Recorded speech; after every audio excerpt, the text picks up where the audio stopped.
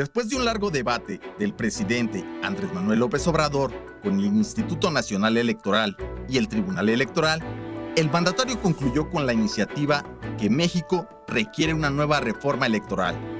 La disputa se dio en el marco del proceso de revocación de mandato, donde el presidente sostuvo de principio a fin que los consejeros electorales orquestaron un boicot contra el proceso y ante esta situación, López Obrador decidió que lo mejor era cambiar al árbitro electoral. Efectivamente, se trata de un tema polémico, esta iniciativa de una reforma electoral, y teníamos que abordarla aquí en Ruta 44. Saludo con mucho gusto a mis invitados. Rosa del Carmen Álvarez, ex consejera electoral. Rosy, bienvenida. Muchas gracias, Carlos. A tu público también, muchas gracias. Javier Hurtado, profesor investigador del Colegio de Jalisco. Además, es profesor honorífico de la materia de Derecho Constitucional en la UDG. Javier, bienvenido. ¿Qué tal? ¿Cómo estás, Carlos? Muchas gracias. Lucía Almaraz, académica de la UNIVA. Lucía, bienvenida. Muchas gracias por el espacio y un gusto estar con ustedes. Y Mario Ramos, ex consejero electoral. Mario, bienvenido. Gracias, Carlos. Un saludo al auditorio. Bueno, me gustaría que todos comenzáramos con una pequeña introducción al tema. Comienzo contigo, Rosy. Claro que sí. Tu opinión respecto a esta iniciativa, de este proyecto de la reforma electoral. Así es. Mira, Carlos, pues considero que tiene varios puntos, como todo, negativos y otros muy positivos. Voy a empezar por lo negativo, que para mí sería la forma de designar que proponen para designar consejeros electorales y magistrados también del Tribunal Federal Electoral. Propone como positivo para mí, porque no es una posición mía de este momento, sino que está incluso por ahí documentado en mi historia como consejera, que yo ya tenía como conclusión en un segundo periodo que era muy conveniente tener un órgano nacional de elecciones, un calendario único y también tener un Código Nacional Electoral y una ley de medios de impugnación, de sistema de medios de impugnación nacional. ¿Por qué? Porque en mi experiencia de consejera de casi 9 años, pues me percaté que sí hacemos lo mismo. En ese tiempo, el órgano del Estado de Jalisco al cual yo pertenecí, y el Instituto, en ese tiempo, Federal Electoral, que el Instituto, cabe decir, ha tenido varias transformaciones en su naturaleza jurídica, en sus funciones. No es la primera vez, aunque esta reforma implica realmente una reingeniería muy, vamos a decir, profunda, ¿sí? Sin embargo, yo esta idea ya la traía desde entonces. ¿Por qué? Porque yo me percaté de eso. Desde esa época teníamos en algunos estados una sola mesa para recibir ambas elecciones, la federal y la estatal, con la complejidad de una legislación diferente en cada entidad federativa. ¿Sí? Y en la pasada reforma importante que hubo electoral en el año 2014, que desaparece al IFE y se transforma en INE, Instituto Nacional Electoral, sucede una situación muy peculiar. Para mí se creó una especie de Frankenstein en donde los organismos electorales locales se vieron sumamente disminuidos.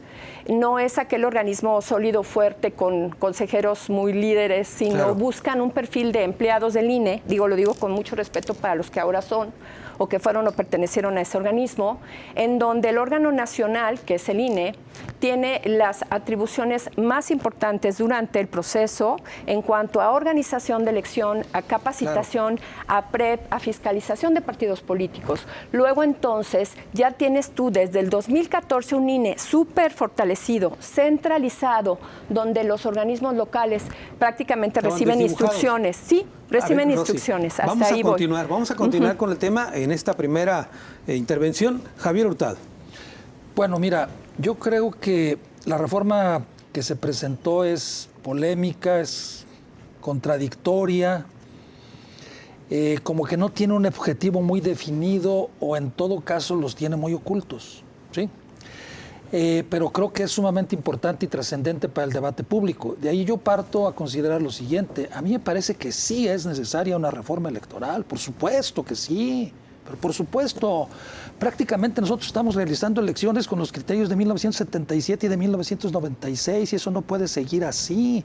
Incluso ya lo decía Rosy, este cambio, esta reforma de 2014 que hizo una combinación contradictoria entre un organismo electoral y organismos públicos locales, un organismo nacional y organismos públicos locales electorales, pues, ¿cómo va a haber un organismo nacional y organismos públicos locales? O sea, a mí me parece que era transitorio eso, entonces ya es momento de tomar una definición sobre eso. Bueno, en relación a eso, pues a mí me parece que se han dicho medias verdades, yo no sé si de manera dolosa o por su incapacidad de entender bien las cosas quienes han opinado sobre eso, y entre otras cosas, pues todo el mundo se ha ido con que no es necesaria la reforma electoral, así estamos muy bien, claro, porque están defendiendo sus privilegios y sus canonjías, quienes dicen eso, que son los funcionarios del INE.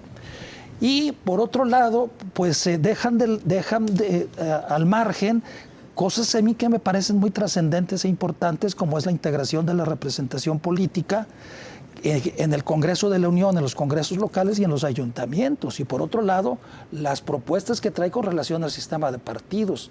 Todo esto me parece que es contradictorio, lo que tiene que ver tanto con el organismo electoral, que no es cierto que la autonomía, que quieren debilitar al INE, defendamos el INE, yo doy mi vida por el INE, puras payasadas, definitivamente, ¿no? O sea, ni saben lo que están diciendo. En realidad, el INE va a quedar más fortalecido que nunca y peligrosamente, ¿sí? Peligrosamente. Porque eso de proponer que los consejeros sean electos por voto popular serían, después del presidente, los únicos mexicanos más votados en el país. Ahí tienes el suplente automático del presidente. En el siglo XIX, por eso Benito Juárez fue presidente de la República, porque el presidente de la Corte se elegía por voto popular y después del presidente era el segundo mexicano más votado. Por eso cuando renuncia Comonfort, pues entra Juárez, porque era el suplente automático, porque era el segundo individuo más votado. Entonces va a haber una disputa por la legitimidad democrática entre el presidente del INE, el presidente del Tribunal Electoral y el presidente de la República, que van a ser los 3 mexicanos más votados en este país, nacionalmente. Si se aprueba y la eso reforma, es muy sí. peligroso, a mí me parece, muy peligroso, ¿sí? Si se aprueba la peligroso. reforma en los términos que está propuesta. Muy bien, regresamos contigo ahorita, Javier. Lucía Almaraz, una primera intervención. Sí, definitivamente. A ver, yo soy de las que piensa que todas las instituciones tienen que estar sujetas, en este caso el sistema electoral, a un tema de análisis, a un debate, ¿no? El derecho es así, constante, dinámico. La cuestión electoral no tendría que ser la excepción. Entonces me parece que es pertinente justo esto, hacer un análisis, un debate. Creo que tendríamos que como clarificar, ¿no?, algunos puntos importantes justo de esta reforma, que tiene que ver con el voto electrónico, que tiene que ver con la elección de consejeros y magistrados, incluso la disminución o eliminación de presupuestos a partidos cuando no sea un tema de elecciones. Por supuesto, la creación del nuevo instituto que viene, digamos, de alguna manera a sustituir lo que sería el INE, y el tema de los plurinominales, que luego creo que se ha entendido como mal, ¿no? Más que eliminarlos, se cambia solamente la forma de tener esta representación, ¿no? Entonces, lo que sí es que sabemos que las reformas, por lo menos el antecedente que tenemos en el ámbito de la reforma constitucional, la iniciativa de reforma energética, justo no pasó. Y hoy, si no se pretende que se le cambie una coma, un punto o demás, pues corre el riesgo de tener la misma vida que tuvo la reforma energética. Entonces yo creo que ahí toca que al presidente y a su partido pues haya una flexibilidad para poder negociar, para poder que esto se haga una realidad, porque efectivamente yo creo que esta parte de lo que se ha propuesto tiene sus bondades, tiene sus debilidades, y en ese sentido ni todo es malo, ni todo es bueno. Entonces es ahí donde entramos precisamente justo en este tipo de mesas, pues para desentrañar qué sería lo positivo y qué sería lo negativo, Carlos. Muy bien. Mario Ramos. Sí, bueno, que yo creo que siempre estamos y debemos darnos la oportunidad de revisar nuestra legislación, la Constitución y las leyes para reformarlas. Yo creo que sí, como dice el doctor Hurtado, claro que hay muchos aspectos para reformar. Sin embargo, no creo que sea esta la manera, la propuesta que está haciendo el presidente, a mí me parece regresiva y me parece que hay una intención de controlar al órgano electoral. Y lo digo porque de entrada, pues hay una centralización que no es de este gobierno, que ya se viene dando, ¿no? Hoy tenemos un sistema supuestamente federal.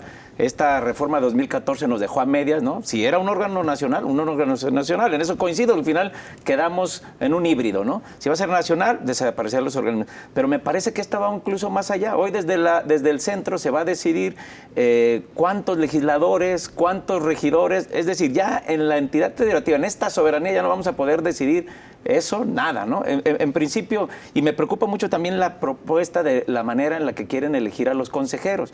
A mí me parece que sí habíamos logrado un avance en el que sí las personas que estaban llegando, consejeros nacionales y locales, pues mostraban un perfil, una trayectoria, había con muchos aspectos de mejora, pero al final magistrados electorales y consejeros tenían al menos formación, trayectoria y experiencia. Hoy, al voto popular, Carlos, ¿cómo? Vamos a ir a campaña propuestos por el presidente, 20 por el Ejecutivo, 10 por cada Cámara, 10 por el Legislativo. ¿Quiénes van a ser los candidatos? ¿Y quién les va a hacer esa campaña costosa? Es decir, al final va a depender de lo que el presidente, su equipo y con el control que tienen para el postular. Es más, nosotros los que estamos aquí, a lo mejor no tendríamos posibilidad de postularnos si no nos propone la Corte, el Senado, la Cámara de Diputados o el presidente. Entonces, yo creo que es una propuesta.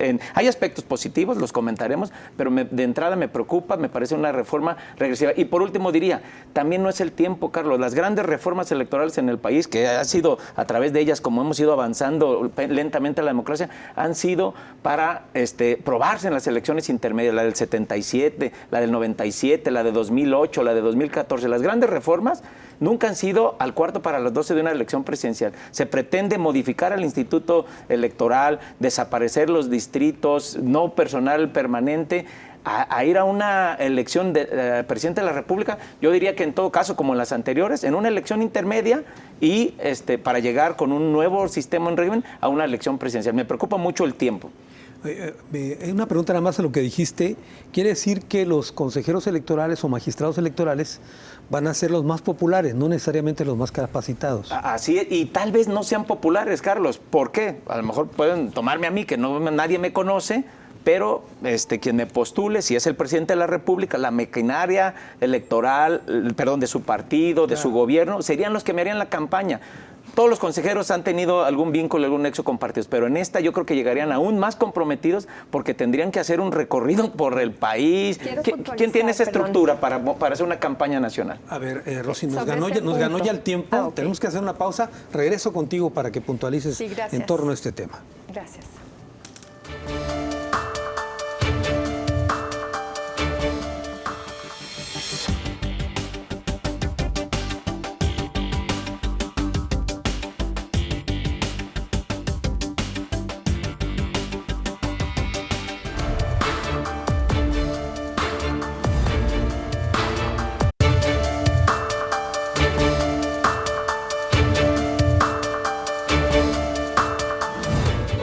Aunque la iniciativa de reforma electoral será presentada por Morena, el presidente López Obrador adelantó la fórmula que, según él, garantizará independencia por parte de un nuevo consejo del INE. Se trata de una propuesta por parte de los tres poderes, ejecutivo, legislativo y judicial, quienes plantearían 20 candidatos entre la ciudadanía para ser sometidos a votación directa y quienes reciban la mayor cantidad de sufragios se convertirán en consejeros electorales sin tendencias y con un amplio espíritu democrático. La reforma electoral de la 4T es el tema que abordamos en Ruta 44. Rosy, ¿querías matizar algo de lo que comentó Mario? Sí, Mario. Bueno, sí va a haber que cumplir requisitos, sí va a haber filtros, sí va a haber convocatoria. O sea, es el mismo proceso al que hemos sido sometidos varios, evaluación, ensayos, valoración curricular. No es que no la vaya a haber.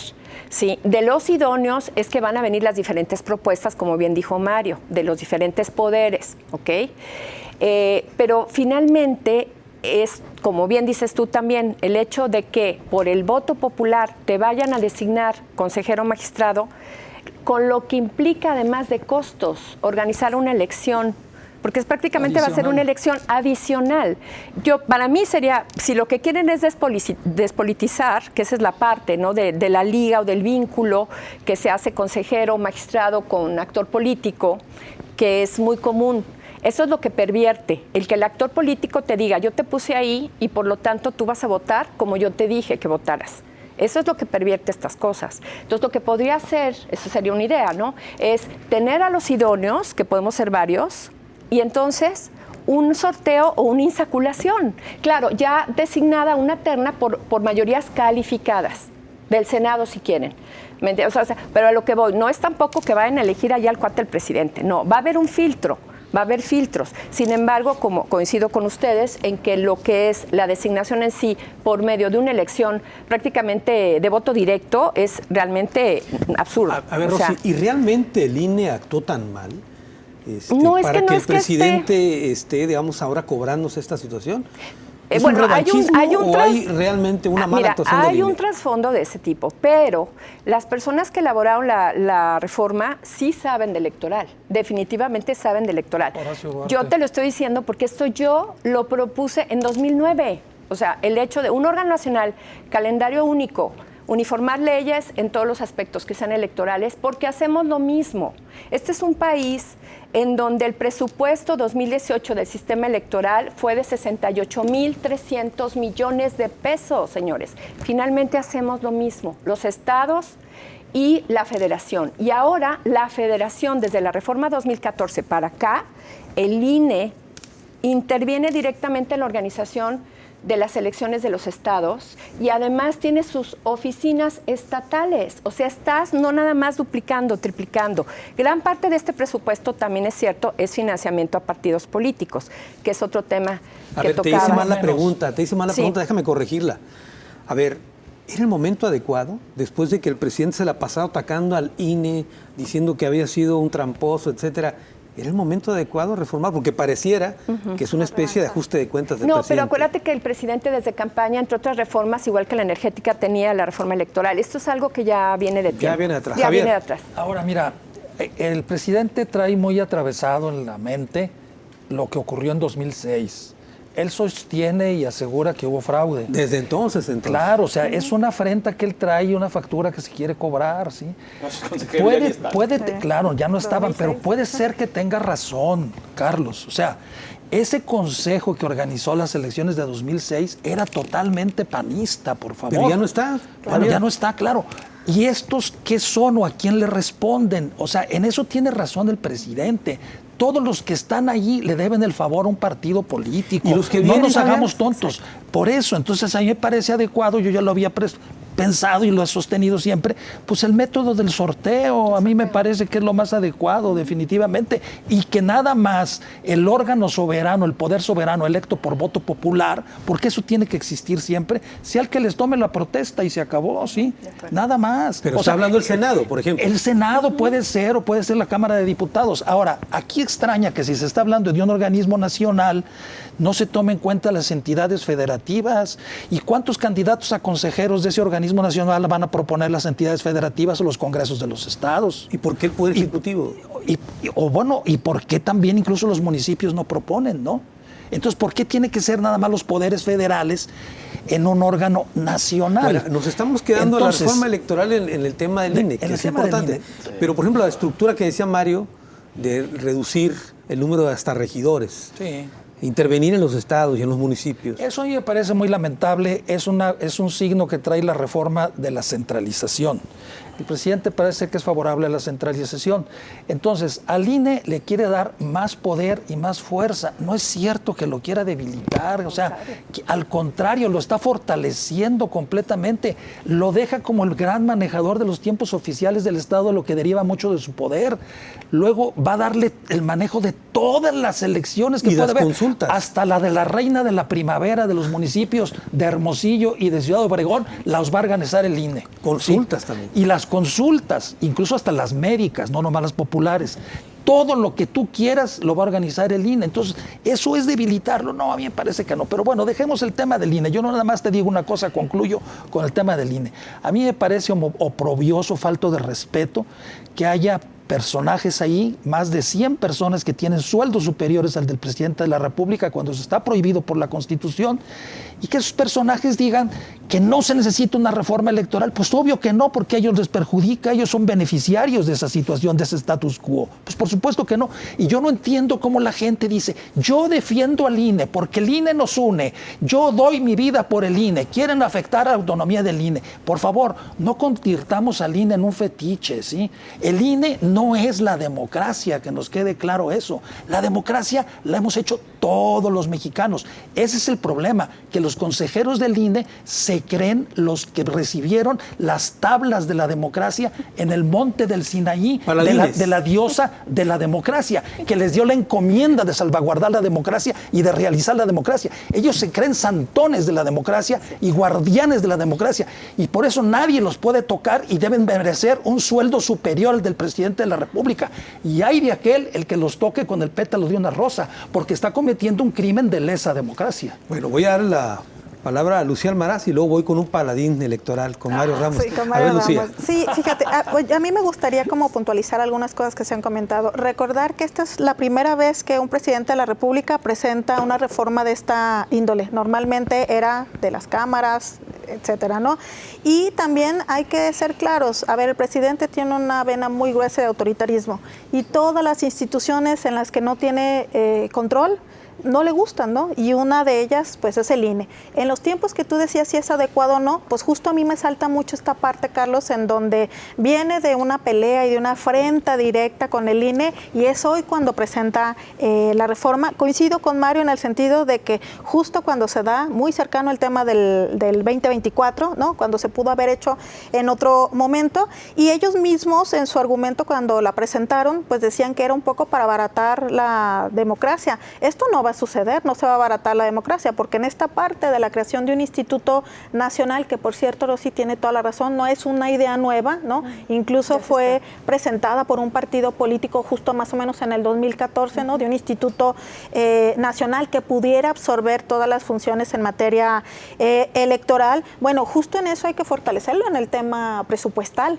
es decir, que se desaparezcan los soples a nivel local no quiere decir que no se le tenga que dar más dinero y más presupuesto a este instituto, justo porque también tendríamos que verificar si trasladando el INE a este nuevo instituto va a tener las capacidades institucionales para llevar a cabo todas las elecciones, que son más o menos 1.600 procesos, seguramente Mario lo tiene más claro que yo, y entonces en ese sentido tendríamos que estar viendo, por ejemplo, en el tema particularmente de consejeros o magistrados, ¿no? Subirles el nivel de los requisitos de idoneidad, eso por supuesto que siempre va a ser sano en tema de designaciones, y pues no nos tiene que, o no tendríamos que ser ingenuas o ingenuos en decir que lo que queremos es que no tengan vínculos con nadie. Pues por supuesto que uno tiene una vida y tienes un vínculo con alguien, sea un partido político, un personaje, etcétera, ¿no? Entonces creo que tendríamos que estar como observando estas pequeñas cosas, ¿no?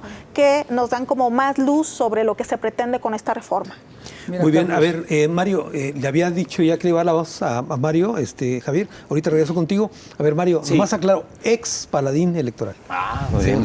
¿Cuándo? ¿No? Sí. ¿Cuál? A ver, y queremos salir de hablar del tema del INE, sin embargo hay varios puntos. Primero, yo diría, efectivamente, coincido que el presidente traía atravesado desde 2006 al entonces IFE. Hay que recordar que en 2014 ya es otro organismo, es el INE. Ajá. Y este INE, este consejo, incluso con estas dos figuras, estos dos consejeros que no los puede ver ni en pintura, Lorenzo Córdoba y Ciro Murayama, yo tampoco. Eran consejeros que estuvieron ya en el Consejo cuando el partido logró el registro, y también en la elección de 2018, ¿no? En la que él obtiene el triunfo. Ojo, no estoy diciendo que se lo dan a él, pero sin embargo, yo ahí apuntaría, ¿cuáles son las faltas y las fallas? Coincido con sueldos excesivos, hay una reforma que se debe hacer y se puede hacer, pero diría, para desaparecer al INE, al que tenemos, ¿qué es lo que funcionó mal en las elecciones, en la revocación, en la consulta, en el 21, en el 18, en el 15? En la revocación, poner menos casillas que las que tenían que poner. Por falta de presupuesto. No es cierto, costaron el doble o el triple las casillas de la revocación que las de las elecciones del 2021, por favor. Voy a decir por qué, porque los funcionarios de mesa directiva de casillas... Porque los volvieron a capacitar, efectivamente. ¿Y por qué no recurrieron a los mismos del 2021? Porque no quisieron. No voy a defender ese punto del INE, sin embargo, digo... A ver, cuáles son aquellas fallas que de manera urgente se requiere para desaparecer el INE. Yo coincido con el doctor que el instituto que se va a crear va a estar más fortalecido que lo que tenemos ahora. Pero no es de que no se va a debilitar el INE. El INE va a desaparecer. El INEC ya va a ser otra cosa. Igual que desapareció el IFE. Sí. Es lo mismo. Ha habido muchas transformaciones. Ha habido transformaciones. en el Sin embargo, esta va a ser incluso profunda. Desaparecen los distritos, las juntas distritales. Ojo, no estoy diciendo que no esté bien, pero el INE ya no va a existir. O sea, realmente se está proponiendo desaparecerlo para crear igual que el IFE no existió nuevo, y no nos desgarramos las vestiduras. Mira, A ver, un nomás minuto. para Esa evolución, rápidamente. Yo creo que se ha tomado la peor decisión hacia la centralización. Ciertamente, a mí me parece que haber creado el INE fue una mala decisión porque es ir en contra del federalismo. Es una aberración. En un país federal no puede haber un organismo nacional. Por el amor de Dios, entiéndase. Los organismos nacionales, las dependencias nacionales son propias de los países unitarios, sí, y centralistas, no de los países federales. Tú veas a América Latina, donde predominan los países unitarios, donde quiera vas a ver Agencia Nacional de esto, Dependencia Nacional. Eso es de los países unitarios, no los países federales. Pero a ver, yo te Javier, invito a que vayas a Estados Unidos y a ver qué encuentras que se llame nacional. ¿sí? Sí, Lo único que es sí. nacional es la Guardia Nacional, pero ¿sabes qué? La Guardia Nacional depende de los gobernadores de los estados, quiero no de los puntualizar, presidentes mira, de la República. Estimado Javier, en Estados Unidos las elecciones efectivamente se Son organizan locales. desde el county, desde Sí, el condado, claro. en el micro, ni siquiera municipio, llámale una delegación de la Ciudad de México, una alcaldía, sí. ¿ok? Pero ahí, esta hoja que traigo aquí, en esta hoja de papel bond, es prácticamente con lo que votan. Cada condado elige sus reglas. Pueden tener sistema de votación electrónica, una boletita en papel, traen traductores en todos los idiomas, que podría ser el mapache electoral moderno, que te dice, do you speak English? Vous parlez français? Y te están traduciendo y ayudando en la urna electrónica a votar. Mira. O sea, es algo tan simple. Utilizan a los jubilados, pensionados, para efecto de ser funcionarios de la mesa directiva. Y desde el gobierno en turno del county, es desde donde organizan la elección. Claro. No existe ningún órgano más que un act, le llaman Federal Act, una ley general muy general, muy simple, y cada condado inclusive organiza como si fuera kermés la famosa votación. A ver, regresamos ahorita con el tema de la kermés, pero tengo que hacer una pausa. Con una elección Regresamos. tan profesional como la de México.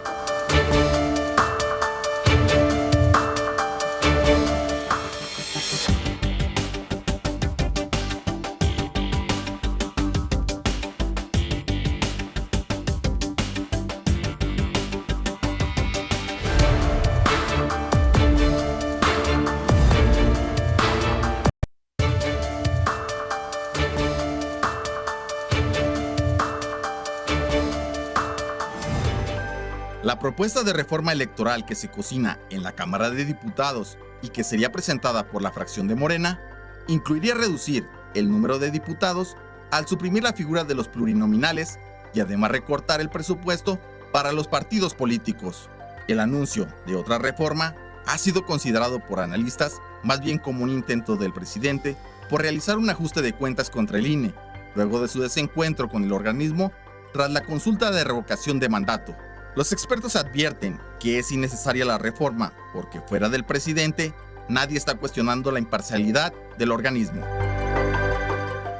La reforma electoral de la 4T, el tema que abordamos en esta ocasión en Ruta 44. Todo el mundo levantó la mano. A ver, Mario Ramos. Sí, nada más para reiterar e insistir. Yo creo que un organismo nacional, también y coincidiendo con el doctor Hurtado, pues no es propio de un régimen federalista como el que tenemos. Es un retroceso, incluso la de 2014 también. Claro. Hay que recordar que cada estado organizaba sus elecciones, y difiero con todo respeto de Rossi, porque había actividades distintas. Simplemente un ejemplo, en Nayarit, antes de la reforma de 2014, era un consejo que se organizaba días antes de la elección, puesto prácticamente por el gobernador. Y nosotros, desde el 95, 97, ya empezábamos a experimentar esta idea de los consejos ciudadanos, y tuvimos aquí en Jalisco experiencias que le tocó, por supuesto, a la exconsejera Rossi, como la urna electrónica. Es decir, cada estado, cada entidad va decidiendo sus mecanismos. Por allá en Baja California innovaron con la credencial de elector. Es decir,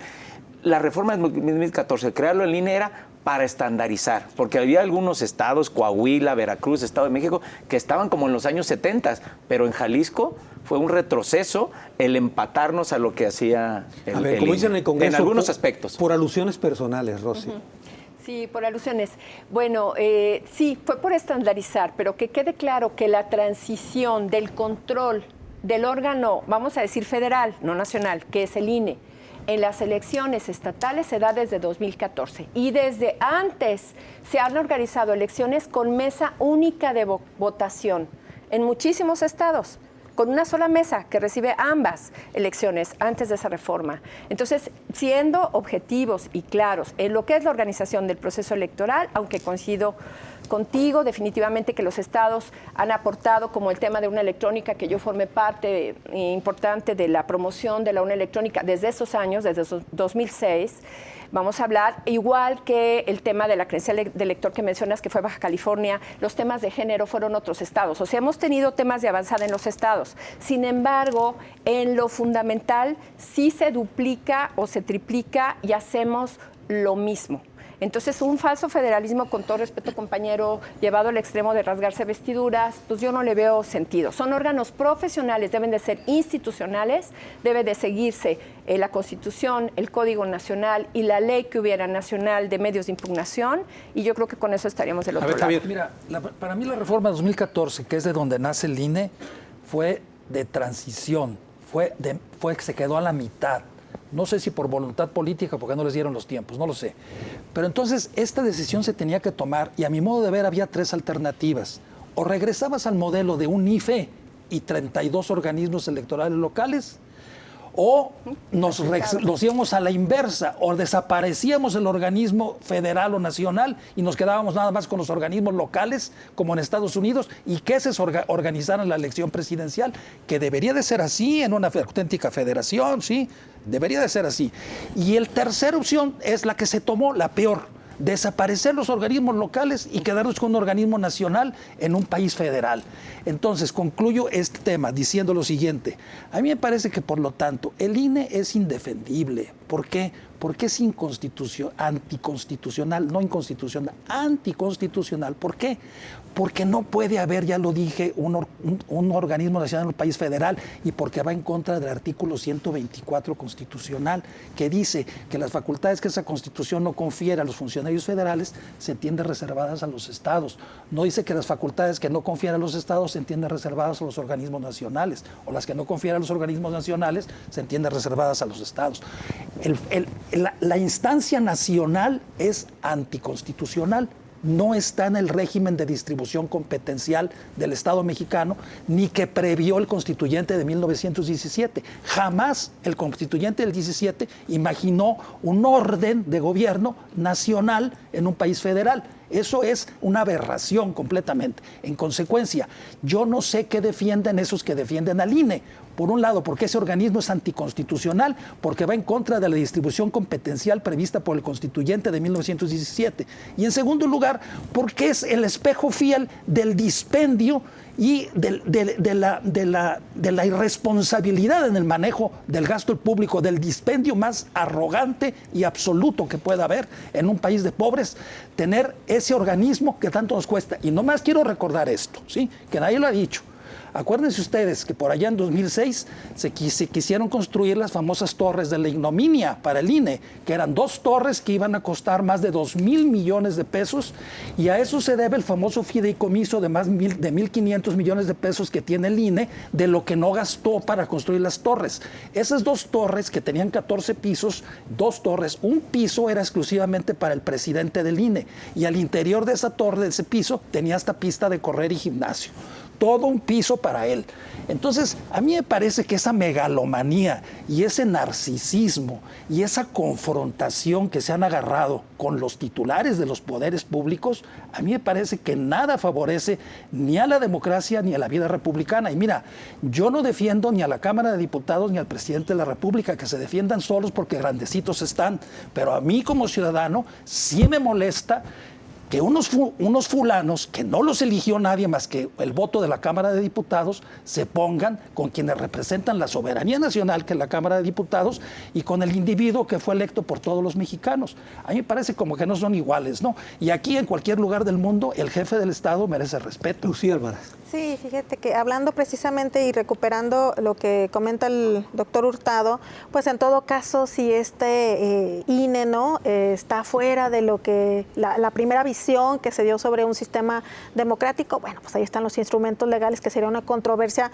constitucional en donde tendríamos que evidenciar que efectivamente no cabe el INE. Fíjate, yo me voy un poco más a cómo tendríamos esta reforma que socializarla, pero sobre todo ciudadanizarla, es decir, que las personas comprendieran cuál es la trascendencia de esta reforma. Por ejemplo, decirles lo importante que es la parte de designación de consejeros o la designación de magistrados. ¿Por qué les impactaría a todas las personas que se designara de una manera o se designara de otra? Por supuesto que entiendo que en el tema de cuestiones electorales está sobreregulado, que en eso también, por eso hoy se está presentando una iniciativa en ese sentido, ¿no? Para entrar al análisis de todo lo que implica, de todos los aspectos en el proceso de tema electoral. Por ejemplo, seguramente Rosy lo tiene más claro, ¿no? En el tema de las listas y de las cuestiones de los plurinominales, pues ahí tenemos muy cercanos los ejemplos de Costa Rica y de España, de cómo, y un poco lo mencionaba ya Rosy, de cómo se realiza en esos lugares y cómo tendríamos que estar observando esos procesos y traernos las mejores prácticas, contextualizarlas, tropicalizarlas, si es así, ¿no? Para que entonces tengamos una mejor democracia, yéndonos a la parte de la representación pura, que es más o menos por donde se quiere ir la parte de los plurinominales, ¿no? Y un poco para avanzar en los temas, el tema del financiamiento para partidos políticos, que en este caso resulta como muy popular quitarle el dinero a los partidos y que en esa vía se mueve el presidente de la República, ¿no? En cuestiones muy populares, nadie podríamos decirle no les quitas el dinero. Bueno, pues ahí hay una contradicción.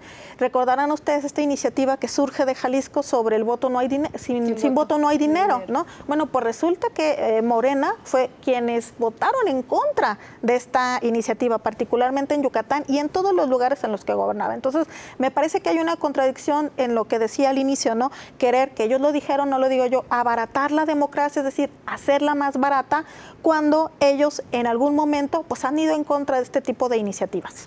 Mario Ramos. Yo quisiera decir, y ya se mencionó aquí en la mesa, el INE no son los consejeros, ¿no? Incluso también coincido, son indefendibles en algunos de sus actos. El INE lo ha hecho la ciudadanía, ¿no? El INE son las ciudadanas que dan su tiempo para recibir los votos en las mesas directivas de casilla. El INE hoy cuenta con una confianza, ¿no? Digo, en todas las mediciones, como una de las instituciones en la que más confía la ciudadanía, ¿sí? Quisiera puntualizar eso. Lo que no podemos perder de vista es que sí ha habido algunos ataques, a lo mejor bien merecidos, pero algunos absurdos, inexplicables. Por ejemplo, el presidente de la mesa directiva de la Cámara de Diputados, ¿no? El diputado morenista, presentar denuncia penal contra los consejeros por la manera en la que votaron. Acuerdo. Hay recursos, medios de impugnación para recurrir contra una decisión en la que no estoy de acuerdo cómo votaron, pero denuncia penal, es decir, votas de tal manera, quiero meterte a la cárcel. Ese tipo de acciones, de rasgos, de narrativa que han utilizado en contra de un organismo que sin duda ha tenido excesos de despilfarros y no se han sujetado siempre a la austeridad que deberían, pero también no mezclemos. La ciudadanía en esta ocasión acudió e instaló las mesas también para la revocación de mandato, porque confía en la institución, porque es ciudadanía responsable, ¿no? Que participa y está. Entonces, me gustaría que distinguiéramos entre la actuación de los consejeros, pero también los embates que hay desde el poder, desde el presidente, desde los legisladores y lo que está trabajando la Carlos, ciudadanía. Nomás te pongo un ejemplo. Ahora, para la revocación de mandato, el Consejo General del INE tomó un acuerdo de reducirles al 50% los emolumentos que se les daban a los consejeros distritales y locales del INE, ¿sí? Porque se iba a prolongar su estadía desde la elección del 2021, de junio del 2021, hasta la revocación de mandato. Se lo redujeron el 50%. Ah, sí, pero ellos no se rebajaron ni un centavo. Hágase la voluntad de Dios en los bueyes de mi compadre. Muy bien, voy a una pausa. Es la última, regreso a las conclusiones del programa.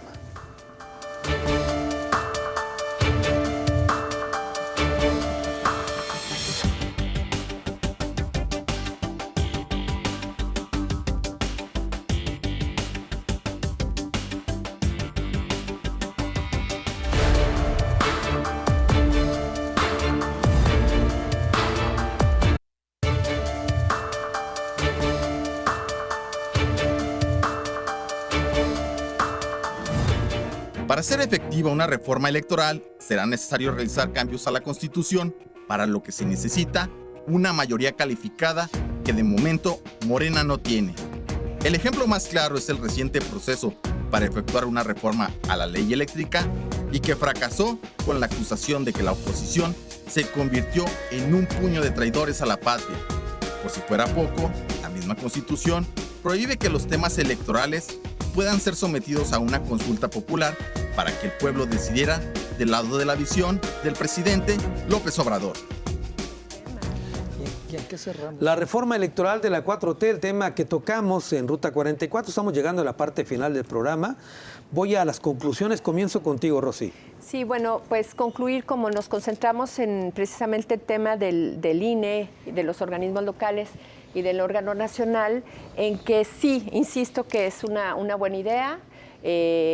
Tenemos que los dos ámbitos de competencia estatal y federal hacen prácticamente lo mismo. El INE ya desde el 2014 viene organizando en todos los aspectos más importantes: organización, capacitación, fiscalización de partidos políticos, e incluso también atrae las facultades en otros aspectos de los propios organismos locales, ¿sí? Y realmente es una transición que ya tenemos de años en donde el INE participa activamente y como director, vamos a decir jefe y supremo autoridad de cómo se hacen las cosas en los estados. Esto no es nuevo, ¿sí? Y creo que, como decía bien Javier, es una transición en que se podía ir para atrás al hecho de con el federalismo, de me rasgo las vestiduras, volver a cada organismo en cada estado autónomo, o transitar hacia esto: un órgano nacional, un calendario único, un código nacional de elecciones y una ley nacional de sistema de medios de impugnación, entre otros aspectos que se tienen que vislumbrar para tener una organización nacional.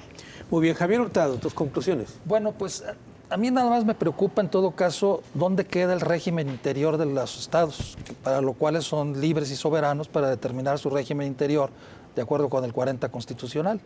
Pues no existe realmente el régimen interior. Yo no es que yo esté rasgándome las vestiduras por el federalismo, pero bueno, aquí Jalisco nació el federalismo y a mí me parece lamentable que se olvide eso, ¿no? Y que si la Constitución dice que somos un país federal, o vamos siendo realmente federales, o convirtámonos entonces en un país centralista y unitario.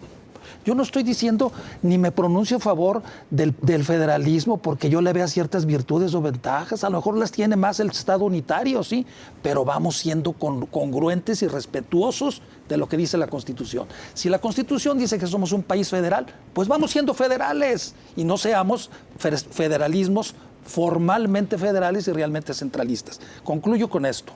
A mí me parece que si a lo que vamos es hacia el centralismo, bueno, está bien, vamos hacia allá, es una tendencia que existe.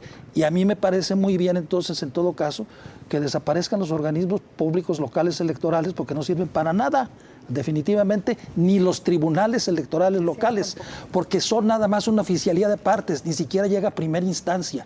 Lo que hacen es recibir las impugnaciones y luego de ahí las derivan a la sala regional y luego a la sala regional a la sala superior y al final de cuentas la sala superior es la que resuelve. Entonces, si así vamos al modelo centralista, adelante, que desaparezcan los organismos públicos locales electorales y que desaparezcan los tribunales electorales locales. Perfecto. Yo creo que eso no tiene razón de ser. Y nos quedamos a deber en el programa para hablar sobre la integración de la representación política, pero en otra. A ver, Lucía. Sí, insistí en meter algunos temas, pero ustedes quisieron enfocarse en el INE, ¿no? A ver, bueno, yo creo que hay un despropósito en algunos puntos de la reforma. Se quiere, desde mi punto de vista, por parte del Poder Ejecutivo Federal, un control en el tema de elecciones. El presidente sabe que así como está la reforma, sin negociar, no va a pasar. Tendría que entrar a un tema de negociación con la oposición. Veo dentro de la reforma el tema del voto electrónico, que me resulta sumamente interesante y que Jalisco tiene una buena experiencia en ese sentido. Recordar que son 18 artículos constitucionales los que implican justo esta reforma y algunos otros más. Y yo creo que más bien el presidente de la República, su plan B será irse a las leyes secundarias en materia electoral para que pasen algunas adecuaciones que él pretende y que ahí sí lo puede hacer pues ampliamente, ¿no? Y yo creo que nos tocaría ya como último punto recoger las buenas prácticas que tienen algunas entidades federativas en el tema de proceso electoral, hacerlas nuestras y entonces ahora sí presentarlo a nivel reglamentario. Ahí me quedaría, Carlos. Muy bien. Mario Ramos. Sí, bueno, yo creo que esta reforma así tal cual está, si deciden no moverle ni una coma, yo creo que está muerta. Sin embargo, creo que es interesante debatir y discutir porque al final muestra una intención y de hecho hay algunos aspectos rescatables, ¿no? que tendrían que retomarse.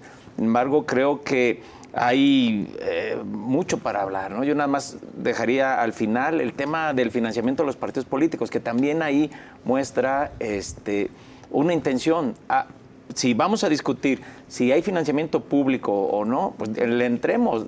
La reforma dice que se quede el financiamiento público para las campañas. En las actividades ordinarias no. Ahí es, rásquense con sus propias uñas, simpatizantes, militantes, pero también entonces tendríamos que entrarle a regular. O a ver, ¿cuál es la intención? En Estados Unidos tienen un sistema nada más privado, ¿no? Y creo que hay muchas razones y la población yo creo que está de acuerdo en que no se les dé dinero a los partidos políticos. Pero ojo, evidentemente a los gobiernos les conviene y les favorece que los partidos de oposición no tengan el financiamiento público, ¿no? De todas maneras reciben recursos todos por debajo de la mesa. Lo que digo, tendríamos que poner, si va a ser financiamiento privado y van a ser recursos que sean por arriba de la mesa, que se revisen, que se fiscalicen, que se transparenten, solo por dejar un tema ahí que también creo que es digno de que se discuta más adelante. Una acotación ahí. Es tramposo ese asunto de que les van a reducir el financiamiento a los partidos. Es cierto, eliminan el financiamiento para actividades ordinarias permanentes, pero para campañas lo duplican, porque actualmente dice que para las campañas de presidente de la República se asignará el 50% del financiamiento destinado a actividades ordinarias permanentes. Y en las de diputados, cuando solo se eligen diputados, el 30%. Y ahora es total y multiplicado por el 65% de la unidad de medida y actualización. Cuando ese criterio no debería de existir, el criterio debería decir más bien dinero por voto conseguido, no por ciudadanos registrados en la lista nominal. ¿Quiere decir que van a recibir finalmente más dinero? El mismo, nomás que revolcado. Sí, y para campañas, o sea, vamos a tener campañas súper dispendiosas. Sí, van a haber campañas súper dispendiosas, porque van a tener el doble de dinero. Y seguirá siendo el INE-IFE, o ¿cómo se llamaría ahora? INEC, el que haga las contrataciones o los tiempos oficiales, sí, o se regresa. No, todo lo va a controlar, todo el tiempo oficial lo sigue controlando el INE. Incluso un tema de radio y televisión que nos faltó abordar, y les da más tiempo a los partidos políticos. Igual, y le quita tiempo al INEC, ¿no? Le va a quitar tiempo. Disminuye el tiempo, pero sí, el órgano nacional en materia el órgano federal, el INE, es el encargado en materia de radio y televisión y seguirá siendo el INEC. Ajá. Eso no cambia. Sí. A ver, ¿qué temas nos faltaron? Varios. El tribunal, grandes temas. El tribunal electoral casi no lo tocaron, fueron con el INE, pero al tribunal, falta que también lo van a desaparecer. Y la Cámara de Diputados, la Cámara de Senadores, los congresos locales y los ayuntamientos, los partidos políticos que ya lo estuvimos tocando. Sí, voto electrónico, acceso a radio y televisión, financiamiento a partidos políticos. Locales, regidores. Ya estamos fuera del programa, ¿verdad? No, tenemos un par de minutos. A ver, ¿quieren acotar algo más?